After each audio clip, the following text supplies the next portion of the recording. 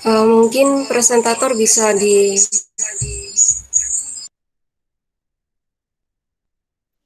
Langsung dimulai ya. Ya langsung mulai aja, udah saya record ini.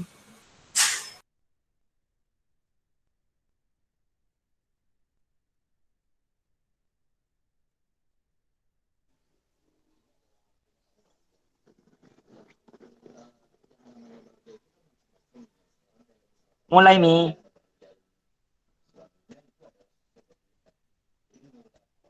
Filmnya hilang. Ucul. Langsung ya.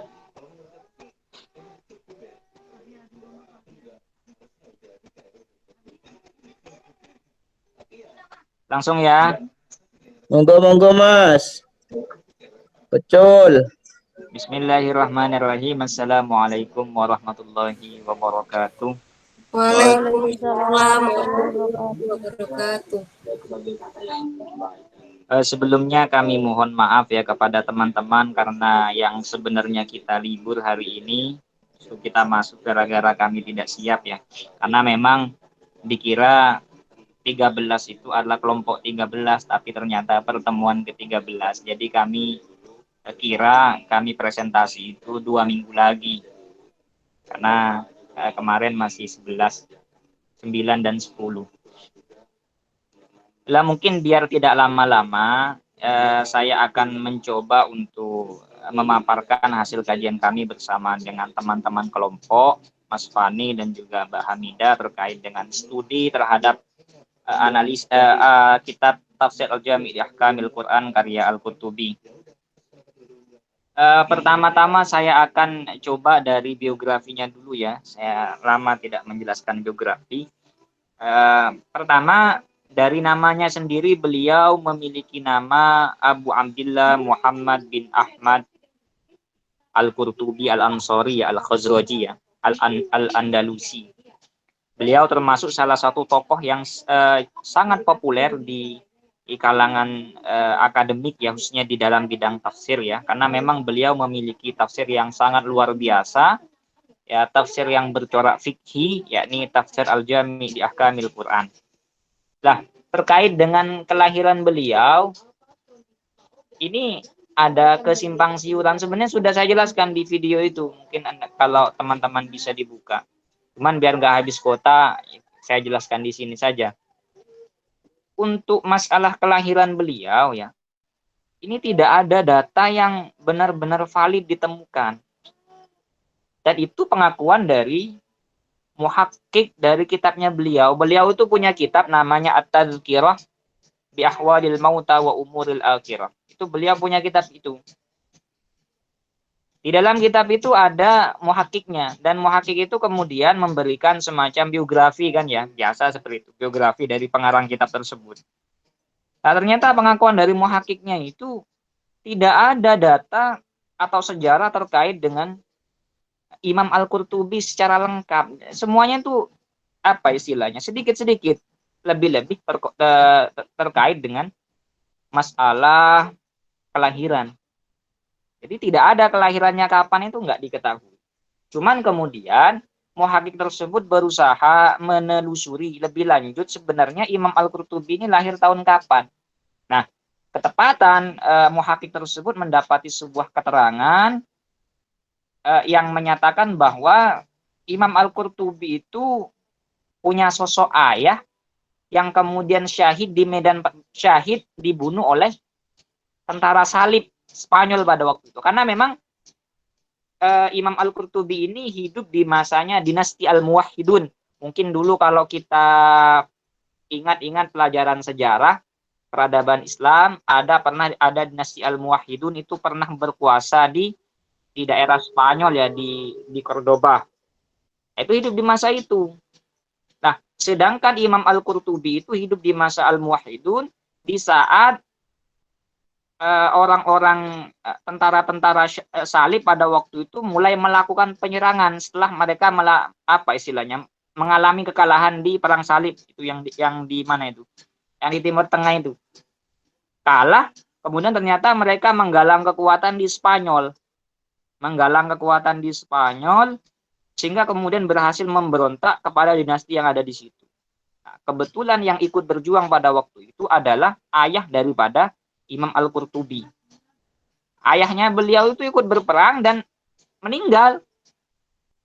Nah, meninggalnya itu tidak di medan perang, cuman dia meninggal akibat perang. Jadi habis perang luka-luka, ketika nyampe rumah ternyata meninggal di situ, meninggal di rumah akibat luka-luka dalam peperangan tersebut. Tidak meninggal di medan perang lah. Dan itu terjadi pada tahun 627 tanggal 3 Ramadan. 627. Lah, saat kejadian itu Imam Qurtubi itu kemudian mencari gurunya untuk meminta fatwa terkait status dari bapaknya tersebut, ayahnya tersebut. Apakah ayahnya ini yang meninggal ini dihukumi syahid atau tidak? Soalnya biasanya kan syahid itu kan mati di medan perang akibat peperangan. Nah ini enggak. Bapaknya Imam Al-Qurtubi ini tidak ikut peperangan, iya. Luka dari peperangan, iya. Cuman ketika di peperangan enggak sampai meninggal. Nah, meninggalnya itu ketika nyampe di rumah. Jadi tidak mati di medan perang. Itu beliau langsung tanya-tanya ke gurunya. Apakah ayah saya itu syahid atau tidak? Soalnya nanti berkaitan dengan masalah pengkafanan, apakah nanti tidak wajib dikafani, apa langsung dikuburkan dengan baju-bajunya, apakah tidak perlu dimandikan dan lain sebagainya. Itu kaitannya di situ. Lah, kemudian yang menjadi pelajaran penting dari sini, masa sosok seorang yang alim yang luar biasa Imam Al-Qurtubi justru meminta fatwa kepada guru. Nah, ini kata muhaqqiqnya, ini menunjukkan bahwa pada tahun 627, tahun di mana ayahnya meninggal, berarti Imam Qurtubi itu masih dalam tahap belajar, artinya masih belum alim, katanya muhaqqiq. Masih belum alim. Berarti masih dalam tahap-tahap usia dini. Nah, kemudian muhaqqiqnya memperkirakan orang yang dalam status belajar itu kisaran umur 17 sampai 23 tahun. Nah, kalau kemudian tahun 627 itu tahun wafatnya sang ayah, berarti tinggal dikurangi. Berarti kisaran umur mungkin pada waktu itu umur 17 tahun sampai 23 tahun kata muhaqqiqnya. Berarti dikurangi. 627 dikurangi 17 atau sampai 23 tahun, bisa diambil kesimpulan kira-kira Al-Qurtubi itu lahir pada tahun 604 dan 610 kisaran itu. Itu masalah kelahiran Imam Al-Qurtubi. Cuman saya sedikit menyaksikan ya, perkiraan itu saya rasa ya mungkin muhaqqiq tersebut mengacu kepada orang-orang yang menuntut ilmu di zaman sekarang. Mungkin kan kita tahu orang belajar ilmu kan sekarang mungkin kisaran di umur itu 17 sampai 23 itu kan. Cuman kan beda dengan orang-orang dulu. Orang-orang dulu itu umur 15 sudah jadi mufti. Nah ini kok kemudian muhaqqiq tersebut memperkirakan bahwa usia di mana saat usia Al-Qurtubi saat ayahnya meninggal itu kisaran 17 sampai 23 tahun karena masih dalam tahap belajar. Ini yang saya saksikan begitu. Karena memang biasanya orang-orang dulu lebih-lebih di tahun itu ya. Tahun ketika Imam Al-Qurtubi itu saya rasa umur 15, apalagi sekelas Al-Qurtubi itu sudah alim lah saya rasa, mungkin tidak sampai umur 17 tahun lah versi saya, menurut saya loh Yong. Soalnya biasanya para ulama itu umur 15, umur 16, 17 itu sudah luar biasa, lebih-lebih sampai umur 20. Itu bahkan sudah alim biasanya seperti itu. Cuman sayangnya muhaqqiq di situ memperkirakan umur 17 sampai 23 itu adalah masa-masa tolabil ilmi, masa-masa mencari ilmu, dan mungkin dikiaskan dengan orang-orang sekarang. Itu mungkin yang menjadi kesaksian dari saya. Itu terkait dengan data kelahiran Imam Al-Qurtubi. Selanjutnya untuk guru-guru dan karya-karyanya bisa disampaikan oleh Mbak Hamidah, kurang lebihnya mohon maaf. Langsung saja biar tidak panjang-panjang. Baik, selanjutnya yaitu mengenai guru-guru dari Al-Qurtubi. Yang pertama yaitu Rabi bin Abdurrahman Al-Asy'ari, Ahmad bin Muhammad Al-Qaisi Al-Qurtubi, Ibnu Rawaj Al-Iskandarani Al-Maliki, Abu al-Abbas Bahauddin Ali bin Habatullah al-Lakhami al-Misri. Selanjutnya Ahmad bin Umar al-Ansari al-Maliki, Al-Bakri al-Hasan bin Muhammad an-Naisaburi, Al-Mundhiri Abdul Azim bin Abdul Qawi al-Misri, Abu al-Qasimi Abdullah bin Ali al-Kufi, dan selanjutnya yaitu Abu Muhammad Abdul Mukti al-Iskandarani. Untuk muridnya, As-Suyuti dalam Tabaqat al-Mufassirin hanya menyebutkan satu orang murid, yaitu putranya sendiri, yaitu Syihabuddin Ahmad. Selanjutnya yaitu karya-karyanya. Yang pertama, Al-Asna fi Syarhi Asma'illah Al-Husna wa Sifatullah Al-Ula. Yang kedua, Al-I'lam fi Ma'rifati Maulidil Mustafa alaihi sholah wassalam. Yang ketiga, At-Tizkar fi Afdolul Askar. Yang keempat, Al-Tazkirah bi Ahwal Al-Mauta wa Umur Al-Akhirah. Yang kelima, yaitu Al-Jami' li Ahkamul Quran. Yang keenam, yaitu Qum'u Al-Hirshi bi Al-Zuhdi wa Al-Qana'ah wa Raddi Dhulli As-Su'al bi Al-Kasbi wa Al-Sina'ah. Dan yang terakhir yaitu Al-Muktabas fi Syarhi Muwatta' Malik bin Anas. Selanjutnya yaitu mengenai kelebihan dan kekurangan. Monggo Mas Fuadi. Bismillahirrahmanirrahim. Saya lanjut ya. Ini sebenarnya Mas Fani, cuman Mas Faninya nggak masuk. Mungkin sedang berhalangan. Saya coba menjelaskan terkait dengan kekurangan dan kelebihan dari tafsir Al-Qurtubi tersebut. Sebenarnya di slide sudah ada, sebenarnya saya nggak hafal. Bisa dia bukakan slide-nya. Ya, slide kekurangan dan kelebihannya.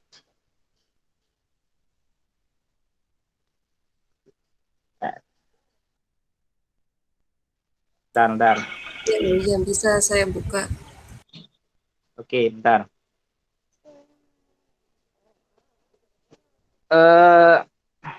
Untuk kekurangan, saya aktif ya. Untuk kekurangan dan kelebihan daripada Al-Qurtubi, sebenarnya ini kitabnya luar biasa ya. Kitab Al-Qurtubi itu salah satu kitab yang luar biasa, dan memang salah satu, bahkan kata Ibnu Farhun itu salah satu kitab yang luar biasa yang banyak manfaatnya. Artinya apa? Untuk kredibilitas dari kitab ini tidak bisa diragukan lagi. Dan memang pernah disinggung oleh mana datanya ini? Bentar. Ini untuk kelebihan dari tafsir Al-Qurtubi. Pertama adalah tidak fanatik mazhab. Al-Qurtubi ini di dalam menjelaskan tafsirnya ini tidak fanatik terhadap mazhab yang ia anut, yakni mazhab Maliki. Tidak fanatik. Nah, itu bisa dibuktikan ketika beliau menafsirkan satu ayat yang berbicara tentang puasa ya. Di mana di dalam mazhabnya Imam Malik, ketika ada orang yang dalam berpuasa lupa makan, jadi bukan lupa makan, puasa tapi dia makan karena lupa, itu kan dalam mazhab Maliki itu kan batal. Artinya memang ya batal, harus nanti diqodho. Cuman ternyata Imam Al-Qurtubi ini mengatakan bahwa apa yang dilakukan Imam Malik itu tidak benar. Sedangkan yang as-sahih, kata beliau, adalah ketika orang itu puasa lalu dia makan dalam keadaan lupa, maka puasanya tidak batal. Sebagaimana yang dianut oleh Imam Syafi'i. Itu begitu. Kemudian beliau itu nomor 2 adalah kelebihannya adalah bersifat objektif dalam membahas topik. Artinya apa? Beliau itu ya kalau memang benar dikatakan benar, salah dikatakan salah, meskipun itu madhabnya sendiri. Jadi bahasanya yang menggunakan kayak tadi as-sahih, yang benar ini. Jadi dia tidak fanatik. Jadi memang ada kesinambungan antara nomor 1 dan nomor 2. Kemudian kelebihan yang ketiga adalah sangat memperhatikan asbab nuzul untuk memahami ayat yang dikaji. Nah, ini karena memang beliau menganggap penting ya. Beliau itu termasuk mufassir juga muhaddis, ahli hadis. Makanya tafsir-tafsir yang dikarang itu bercorak apa ya istilahnya? Pengambilannya lebih kepada al-ma'tsur. Jadi banyak mengutip, entah itu mengutip hadis atau riwayat dari para sahabat atau dari tabi'in. Itu begitu. Nah, itu asbabun nuzul sangat sangat diperhatikan oleh beliau. Kenapa? Karena memang dari asbabun nuzul tersebut kita bisa memahami ayat tersebut secara utuh. Bagaimana sebenarnya maksud dari ayat tersebut? Pandangan beliau tanpa asbabun nuzul, seorang penggaji tidak akan bisa memahami Al-Qur'an dengan sempurna. Termasuk juga dalam masalah qiraat. Itu beliau. Itu ya kelebihan-kelebihannya bisa dibaca sendiri. Untuk kemudian selanjutnya adalah kekurangan-kekurangan dari tafsir Al-Qurtubi. Nah, ini saya kaget awalnya, cuman saya menemukan jurnal ya. Saya apa yang akan saya sampaikan ini mengacu kepada salah satu jurnal yang saya temukan.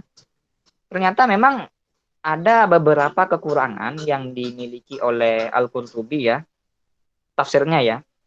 Dan ini bertolak belakang dalam muqaddimahnya. Dalam muqaddimahnya beliau itu menegaskan bahwa beliau itu dalam menulis tafsirnya ini berusaha semaksimal mungkin untuk menisbatkan qaul pendapat kepada qailnya.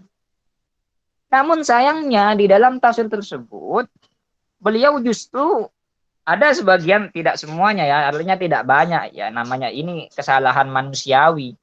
Ada beberapa pendapat yang memang disandarkan bukan kepada qailnya.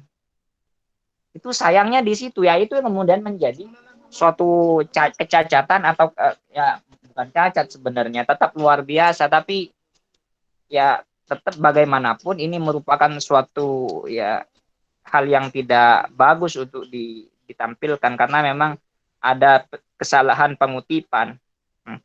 Lebih tepatnya itu ketika beliau saat membahas tentang, ini saya kutip ya, beliau itu di dalam tafsirnya menisbatkan suatu riwayat itu kepada pendapat kepada Imam Al-Khattabi.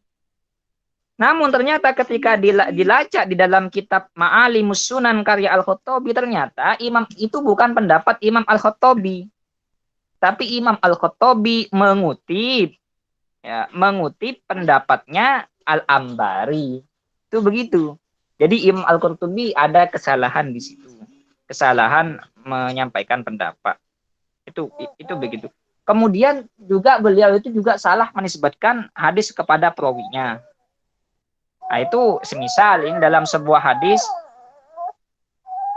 disebutkan bahwa Imam Muslim itu meriwayatkan sebuah hadis kunna ma'a Rasulillah itsami'a wajibatan. Bentar ya, anak saya nangis.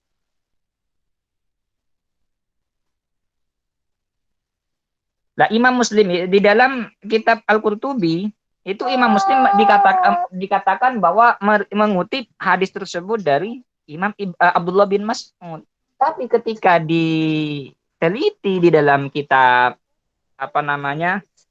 dalam kitab Sahih Muslim, ternyata hadis tersebut bukan berasal dari Abdullah bin Mas'ud, tapi berasal dari Abu Hurairah. Itu ada kesalahan-kesalahan yang cukup fatal lah menurut saya, berdasarkan pengkajian di dalam satu jurnal tersebut.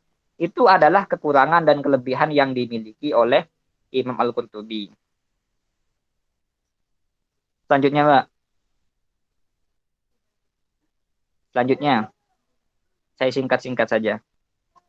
Ya. Nah, ini juga sudah saya jelaskan ini tadi ya. Ya, metode penafsirannya tahlili, penafsirannya fikih seperti biasa. Penafsirannya tadi bil ma'thur karena beliau itu memang seorang muhaddis. Selanjutnya langsung ke contoh saja. Dalam contoh ini saya berusaha menampilkan contoh-contoh yang sifatnya berkaitan dengan teologi ya, keyakinan, Pak.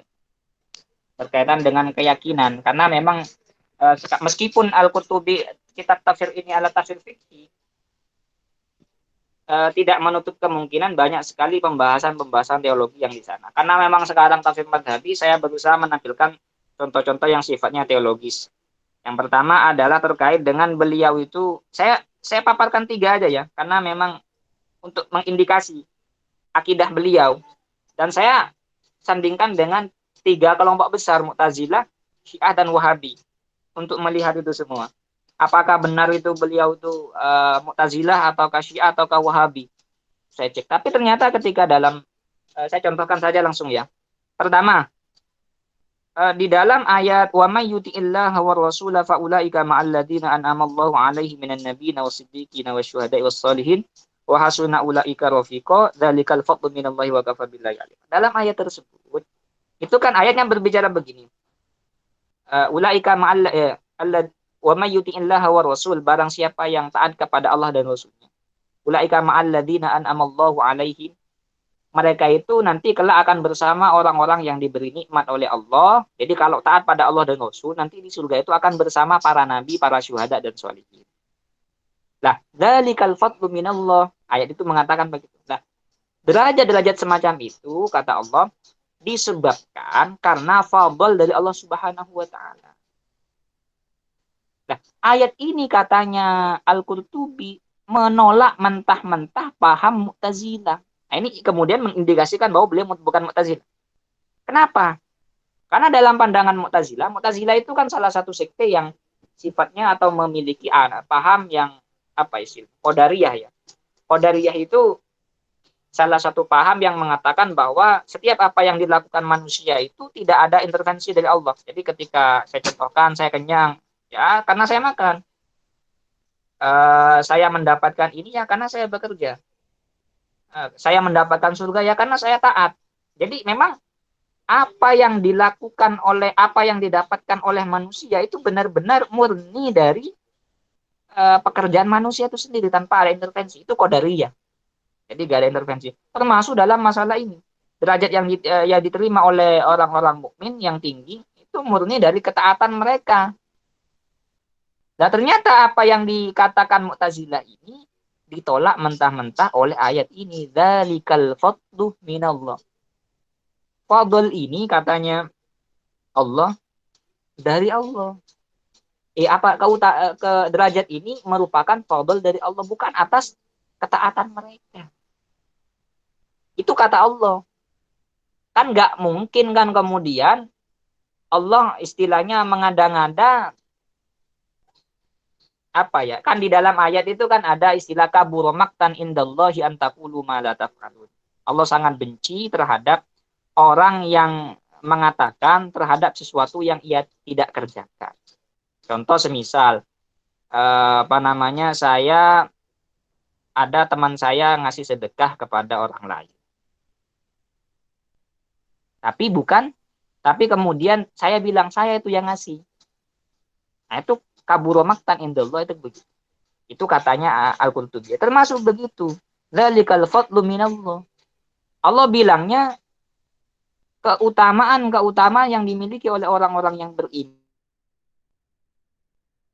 di Allah. Artinya fadl dari Allah, bukan dari hamba tersendiri. Andaikan memang yang diperoleh hamba tersebut dari ketaatannya, berarti Allah bohong.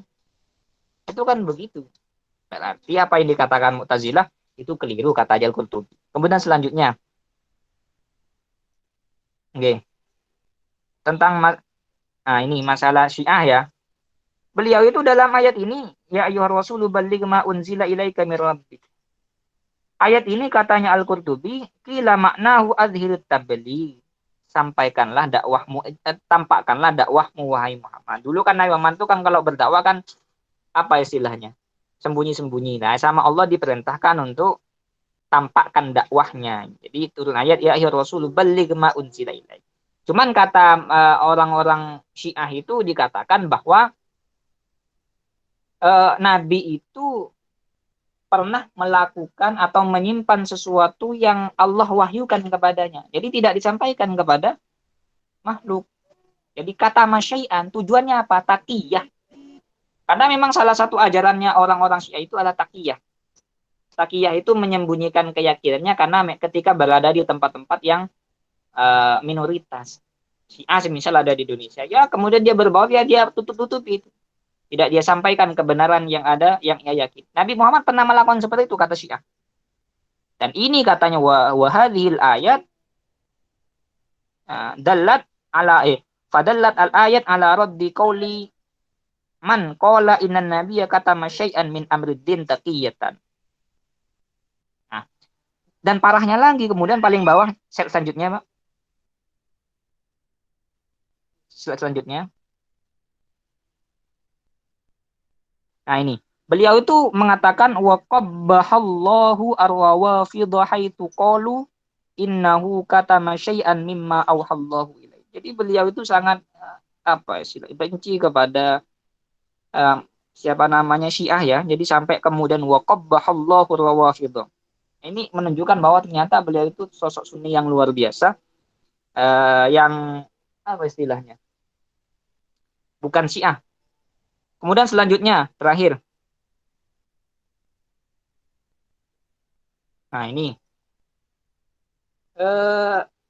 ayat ini sebenarnya adalah termasuk ayat-ayat sifat.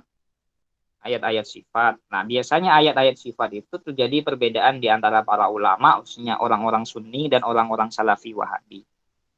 Jadi kalau orang-orang Salafi Wahabi itu kan ada akidah asma wa sifat. Kalau mungkin di ajaran Salafi itu kan tauhid ada tiga kan dalam Salafi itu. Ada rububiyah, uluhiyah, asma wa sifat. Asma wa sifat itu akidah mereka. Cara pandang mereka terkait dengan asma wa sifat itu adalah memahami ayat-ayat sifat sesuai dengan tekstualnya. Jadi kalau kemudian di Al-Quran itu ada kata ayun ya berarti Allah punya mata. Di Quran itu ada yadullah, tangan Allah berarti Allah punya tangan. Kalau kemudian Ar-Rahman wa'alal arsy istawa, Allah bersemayam duduk-duduk. Artinya memang diartikan secara batin. Itu orang-orang salah. Ketika ada ayun wasna'il fulka bi ayunina ya berarti Allah punya mata. Buktinya ada kata ayun itu.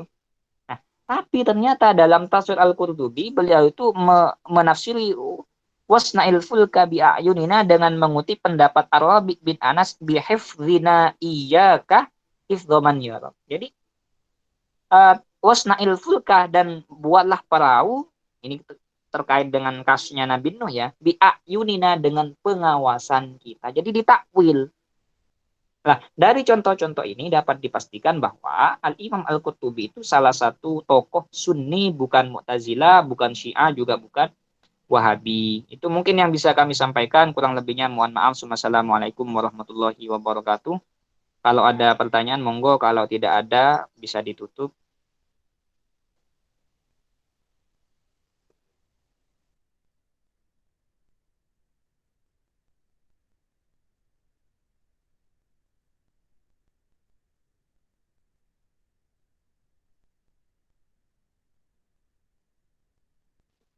Kalau ada yang mau diskusikan, monggo. Kalau tidak ada, biar cepat selesai atau bagaimana.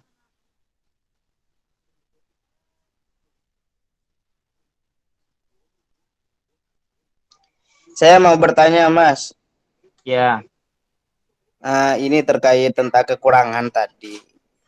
Saya kira Al-Qurtubi itu sudah kredibel dalam bidang tafsir dan fikih. Yang kesalahan itu tadi kan dikatakan menisbatkan pendapat bukan kepada orangnya, dan hadis juga begitu.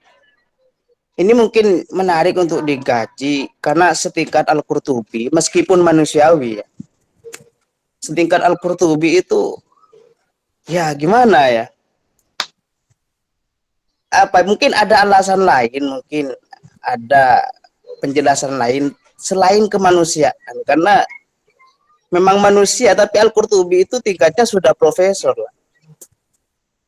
Ya, penyebutan pendapat itu ketika keliru sangat cacat sekali. Sangat gak dobit lah kalau istilah rawinya. Iya, gak dobit. Mungkin ada penjelasan lain untuk itu, Mas. Ini menarik sekali soalnya. Soalnya bukunya banyak ini. Beliau, terima kasih. Monggo yang lain. Saya sengaja pilih mid ya biar pertanyaannya tidak banyak-banyak. Soalnya kalau pakai GCR itu pertanyaannya banyak. Jadi tangan itu bisa kesleo yang mau jawab. Makanya saya pilih Google Meet biar jawabnya lebih langsung dan juga tidak terlalu banyak. Alhamdulillah kalau cuma satu. Mas Imam kok ada suaranya ini? Mungkin saya mau bertanya ya, atau mungkin tadi saya kurang jelas pemahamannya karena masih ribut sama laptop. Ini kan tadi kan disebutkan bahwa ada yang mengklaim bahwa Al-Qurtubi ini Mu'tazilah ataupun dari Syiah dan lain-lainnya. Itu siapa yang mengklaim beliau seperti itu sehingga presentator pada akhirnya menemukan titik temu bahwa Al-Qurtubi ini bukan Mu'tazilah, bukan juga Syiah ataupun yang lainnya, namun Al-Qurtubi ini Sunni. Seperti itu. Itu aja pertanyaan saya. Makasih.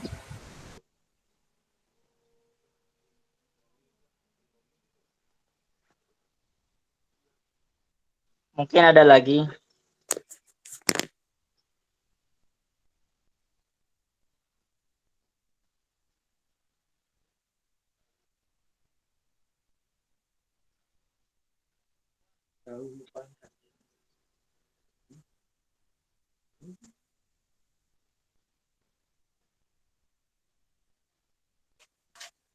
Kalau tidak ada, saya langsung aja ya, langsung kita diskusi saja ya.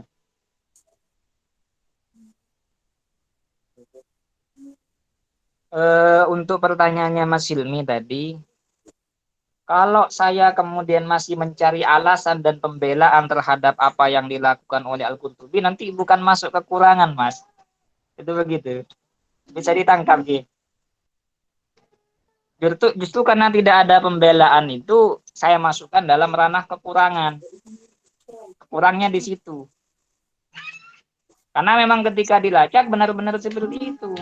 Misal ketika saya cek di kitab Ma'alimus Sunan, semisal karya Al-Khattabi, kata Al-Khattabi itu hanya mengutip pendapat Al-Ambari. Cuman Al-Qurtubi mengatakan bahwa itu pendapat dari Al-Khattabi, itu begitu. Jadi ya ini memang ya faktanya begitu ya, gimana lagi. Cuman kalau kemudian dikatakan bahwa Al-Qurtubi itu kemudian tidak dobit atau seperti apa, itu saya rasa masih istilahnya kurang bagus lah, karena memang sekelas beliau ilmunya luar biasa. Dan perlu diketahui bahwa riwayat pendidikan beliau itu sangat tertutup. Sedikit sejarahnya. Tidak banyak ditemukan riwayat, bahkan kata Muhaqqiqnya itu ya, apakah beliau itu hidup di tengah-tengah nuansa keilmuan atau tidak, itu nggak ada datanya. Biasanya kan orang-orang alim itu kan dia itu hidup fi baiti ilmin, di dalam rumah ilmu, artinya memang didikan orang tuanya alim sehingga kemudian nanti jadi orang luar biasa. Ini Imam Qurtubi nggak ada seperti itu. Kenapa seperti itu? Nah, itu sebabnya kata muhaqqiq tersebut ya.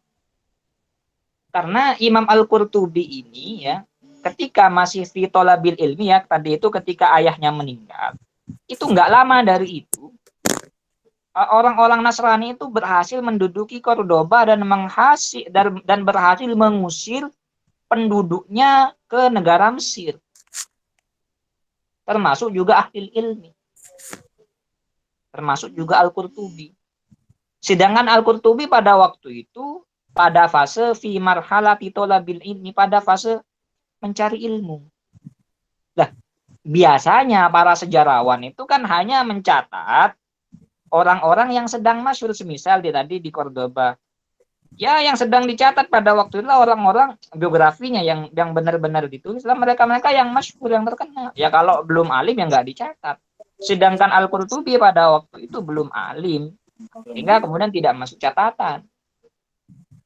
Itu begitu. Itu masalah Al-Qurtubi. Jadi untuk itu masalah tertutup sekali untuk masalah datanya. Masalah itu kekurangan ya, memang benar-benar kekurangan ya, gimana lagi, faktanya begitu. Cuman ya kita sebagai saya rasa akademik yang soleh, akademisi yang soleh, ya istilahnya apa ya istilahnya ya, tidak gampang kemudian berarti Al-Qurtubi nggak layak untuk dikutip karena memang itu saja bermasalah itu saya rasa tidak begitu karena memang di luar itu kelebihan Al-Qurtubi itu sangat banyak sekali. Itu buktinya itu kitabnya berjilid-jilid. Itu begitu. Iya, ya, saya sepakat sekali. Tapi dari penjelasan itu ada clue, Mas. Ya, Apa jejak sejarah yang hilang di situ?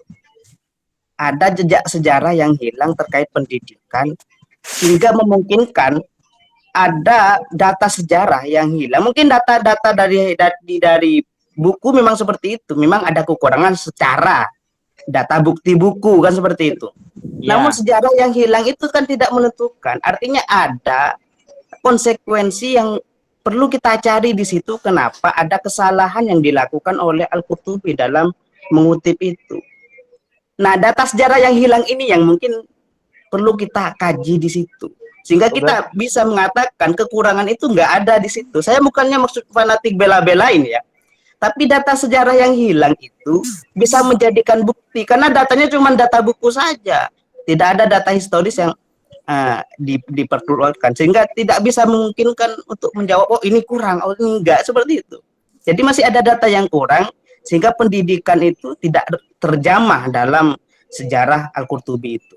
karena memang tidak ada itu data terkait pendidikan. Saya baca di beberapa biografi beliau memang tidak ada pendidikan riwayat pendidikan bahkan kayak usra bagaimana kehidupan di keluarganya itu tidak ada.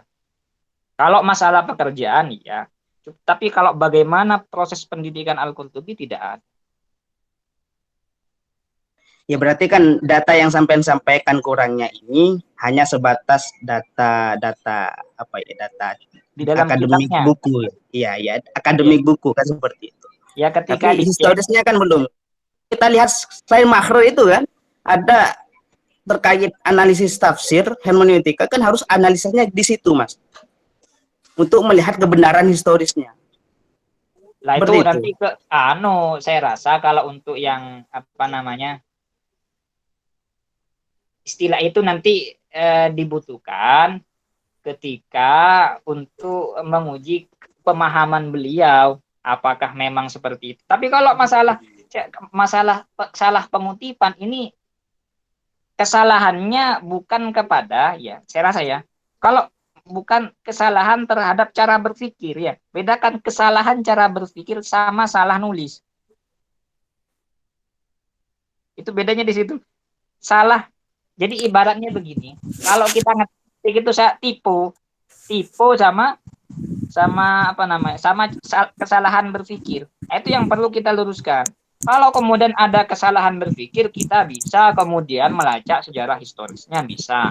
Tapi kalau hanya sekedar tipu, nah, salah nulis, nah ini tidak ada menurut saya tidak ada sangkut pautnya dengan bagaimana latar pendidikan beliau.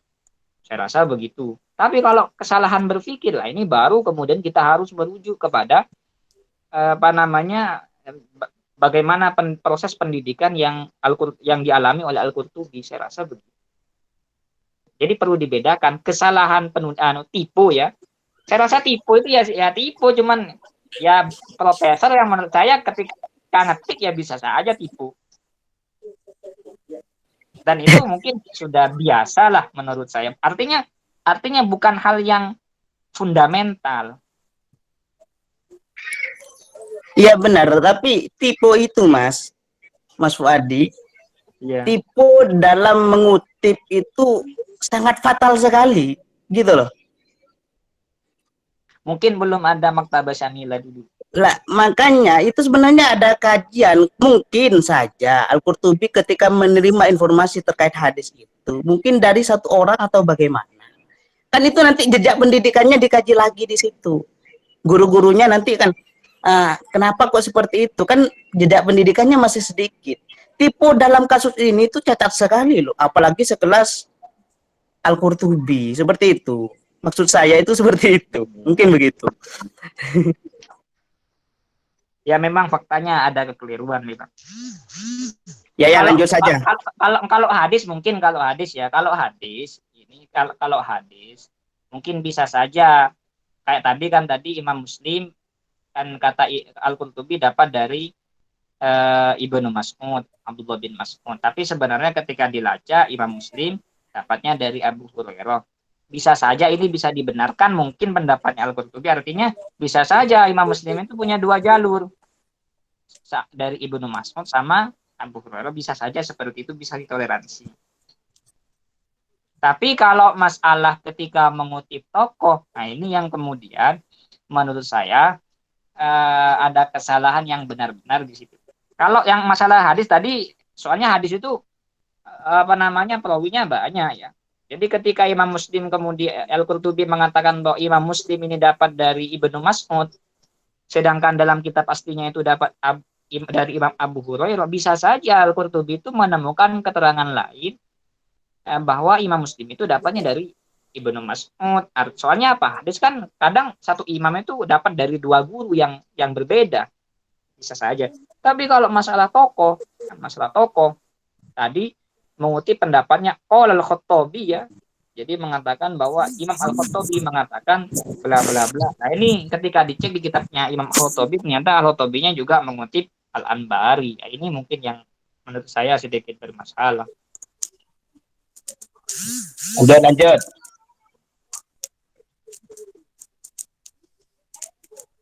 Untuk yang Mbak Ihdal tadi, sebenarnya maksud saya itu bukan kemudian ada yang Mbak ya, bukan ada yang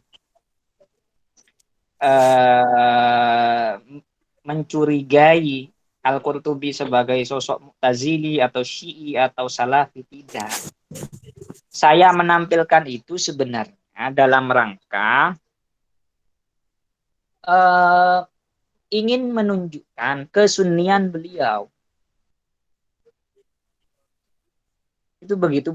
Jadi ketika kemudian menampilkan data bahwa Al-Qurtubi bukan Mu'tazilah, bukan Syiah, bukan Wahabi, maksud saya itu bukan berarti ada tudingan miring kepada Al-Qurtubi. Dalam PowerPoint tersebut, saya hanya ingin menampilkan bahwa Al-Qurtubi itu Sunni tulen, bukan Mu'tazilah, bukan Syiah, bukan Wahabi. Bahkan dalam kitab At-Tadhkirah bi Ahwalil Mauta wa Umuril Akhirah, itu beliau itu mengutip membahas tentang ziarah kubur. Artinya benar-benar Sunni. Fadilahnya seperti apa, itu begitu. Bagaimana hadis-hadisnya yang awalnya dulu dilarang kemudian bisa berubah menjadi diperbolehkan. Nah, itu begitu. Jadi tidak sedang kemudian menampilkan kecurigaan. Soalnya selama ini tidak ada data yang saya temukan ada tuhmah ada kecurigaan, dicurigai. Tidak ada. Kalau Al-Jassos iya memang dicurigai Mu'tazilah. Tapi kalau untuk Al-Qurtubi ini tidak. Beliau itu benar-benar disepakati beliau itu adalah orang-orang Sunni. Karena memang buktinya dalam karya-karyanya beliau itu sangat getol menghantam Mu'tazilah, Syiah maupun Salafi, Wahabi, itu begitu. Bukan menghantam kalau Salafi karena memang nggak ada dulu ya. Artinya terkait dengan ayat-ayat yang berbenturan dengan Wahabi, biasanya beliau itu selalu berpihak kepada Ahlus Sunnah wal Jamaah. Saya rasa begitu. Itu saja mungkin. Ya Mas, terima kasih penjelasannya. Baik. Ini sudah tidak ada ya?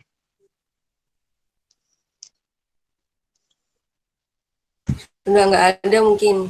Mungkin nanti bisa dilanjut di GCR pertanyaan lainnya.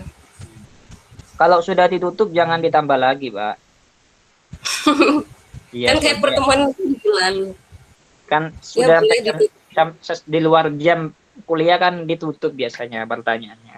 Jadi masalahnya jam kuliahnya masih banyak ini. Sampai jam 10, Mas. 10.40. Oh, 10.40. Nggih. Oh. Jangan tanya-tanya lah. Nikmati banyak tangan yang bengkok nanti ya. Lah, ya untuk Mas Ilmi untuk nanti ya dipersiapkan ya. Paling tidak buat laporan ke Pak Sarip ketika ditanya. Oh iya, enak juga ya.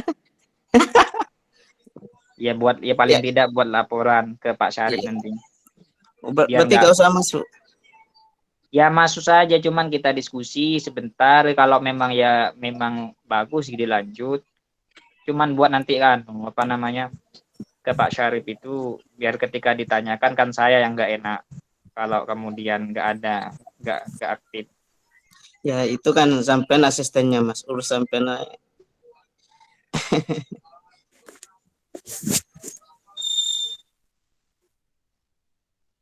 Monggo kalau sudah selesai bisa ditutup.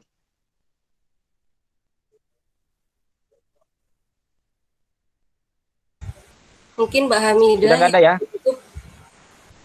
Mungkin Mbak Hamidah monggo ditutup. Ini sudah tidak ada pertanyaan lain. Ya ditutup sudah pertanyaannya. Sekian presentasi dari kelompok 11. Kurang lebihnya kami mohon maaf. Wassalamualaikum warahmatullahi wabarakatuh. Waalaikumsalam warahmatullahi wabarakatuh.